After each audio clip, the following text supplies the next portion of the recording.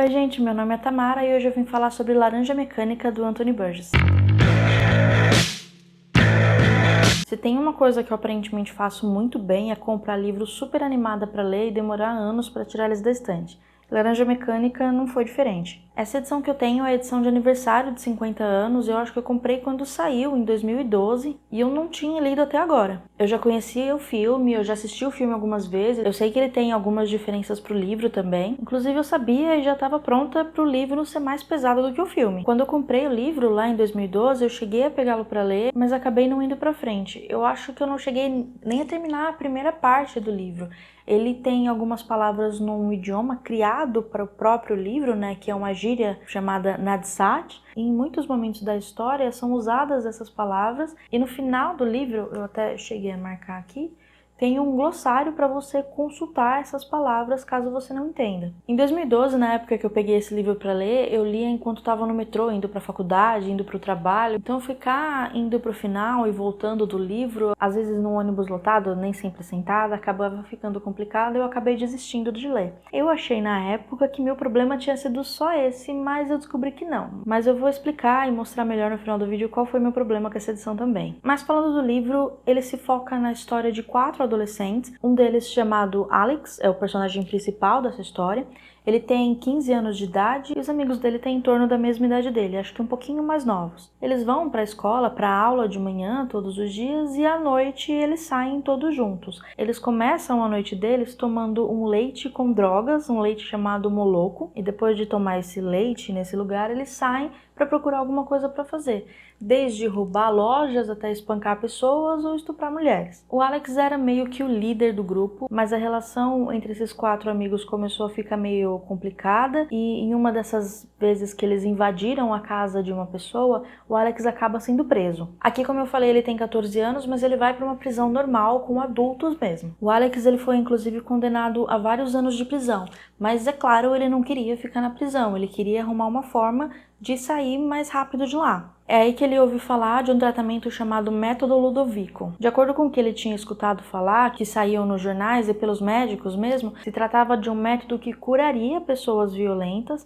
e ao invés de ele ter que ficar anos na cadeia, ele conseguiria sair em algumas semanas, supostamente curado. Esse método faria com que as pessoas que tivessem esse instinto para violência não conseguissem mais fazer isso. Elas se tornassem fisicamente incapazes de fazer isso. Esse método, inclusive, fazia parte de um jogo político, de um determinado partido que queria se reeleger. O Alex não acreditava no tratamento, mas esse nunca foi o objetivo dele. O que ele queria mesmo era sair dali o mais rápido possível. Cura não estava nos planos dele, mesmo porque ele gostava de ser da forma que ele era. Esse tratamento consistia em uma mistura de imagens, música e drogas e remédios, para que a pessoa que estivesse recebendo aquele tratamento, ela desenvolvesse uma forma de repulsa pelas imagens que ela estava vendo. De uma certa forma, esse tratamento ele tirava 100% do livre-arbítrio da pessoa. Ela não seria capaz de nenhum tipo de violência, nem que fosse por defesa própria. E justamente por essa extinção do livre-arbítrio que esse tratamento se tornou parte de um jogo político. Um grupo falava que isso resolveria o problema da violência nas cidades, que estava muito grande, e o outro falava que se tratava de um tratamento cruel, porque ele acabava com a personalidade da pessoa. Bom, o Alex consegue fazer esse tratamento, ele é devolvido à sociedade depois de algumas semanas, ele simplesmente não conseguia mais reagir a nada. Esse livro é um livro bem violento. Aqui, a violência que esses adolescentes cometem é chamada de ultraviolência, e realmente é ultraviolência. Desde espancar idoso na rua até estupro de criança. E como quem conta a história é o próprio Alex, ele não tem pudor de nada, mesmo porque ele gosta de tudo aquilo que ele fez. Ele não vê nada errado naquilo. É claro que no decorrer do livro a gente vai pegando uma raiva imensa dele, mas mesmo assim é interessante acompanhar a história do personagem. Depois que ele sai do tratamento, que ele é devolvido à sociedade, em alguns momentos dá até um pouquinho de dó dele, porque ele não consegue se defender de nada do que acontece. Mas na maior parte do tempo é um grande bem feito mesmo por tudo que ele tá passando. Bom, tendo eu assistido o filme algumas vezes, o final desse livro foi bem diferente do que eu esperava. O final do filme e do livro são finais completamente diferentes. Aqui no livro a gente descobre alguns desejos, algumas vontades e planos diferentes do Alex depois de alguns anos, o que eu realmente não esperava com o que eu vi na história. O final até parece que foge um pouco da lógica da história, pra mim, pelo menos. Foi um final bom até, posso dizer que surpreendente. Uma coisa interessante sobre Laranja Mecânica é que quando o Anthony Burgess escreveu esse livro, ele achou que ele tinha poucos meses de vida. Ele tinha desmaiado, se eu não me engano, enquanto dava uma aula e foi diagnosticado com câncer e avisaram ele que ele não tinha muito tempo. Então ele queria escrever o máximo possível, o mais rápido possível, para que se ele viesse mesmo a morrer, a esposa dele pelo menos tivesse o dinheiro dos livros para receber no decorrer da vida. Só que aí acabou que o diagnóstico tinha sido incorreto e não só ele viveu bastante, como ele viveu mais do que essa esposa que ele tinha na época e chegou a se casar novamente. Inclusive, como ele viveu por mais tempo, ele chegou a consertar de alguma forma esse livro, mas ele fez isso para peça de teatro, ele não chegou a escrever outro livro mesmo. Como eu falei no final do livro, ele tem o glossário das palavras Nadsat, mas essa nunca foi a intenção do autor. Ele não queria glossário nenhum, ele queria que as palavras estivessem no decorrer do texto e que as pessoas entendessem conforme fosse lendo sem precisar de nenhum apoio. Acho até interessante isso, mas não funciona. Eu tentei em alguns momentos não consultar o glossário, só ir lendo e com algumas palavras dá para entender, porque faz sentido com o que a gente está vendo, são próximas, digamos, da palavra original, seja no inglês ou seja no português, mas algumas palavras são muito estranhas mesmo e tem que consultar no glossário, por mais que você veja ela algumas vezes, acaba não dando para entender. Então, apesar de não ser da vontade do autor, eu acho o glossário essencial. Essa edição, então, como eu falei, é edição de aniversário de 50 anos, e ela é uma obra de arte. Ela tem vários textos, seja explicando como foi a tradução do livro e do idioma Nadsat, a adaptação dele para o nosso idioma, páginas sobre a história do livro, sobre a história do autor, inclusive no final algumas páginas originais dos escritos do autor e alguns desenhos dele. Fora que as folhas desse livro são uma delícia ao toque, a diagramação dela é bem confortável, ele tem várias ilustrações também, feitas por 3 ou 4 ilustradores diferentes. Quando se trata de beleza, eu acho que essa aqui é a edição perfeita, até mais bonita do que essa nova que a Aleph lançou, mais colorida. Mas aí que vem a minha dificuldade de ler esse livro. Apesar dele ser lindo, uma obra de arte, da folha ser bem gostosa ao toque, eu nunca vi uma folha tão branca. Ela reflete.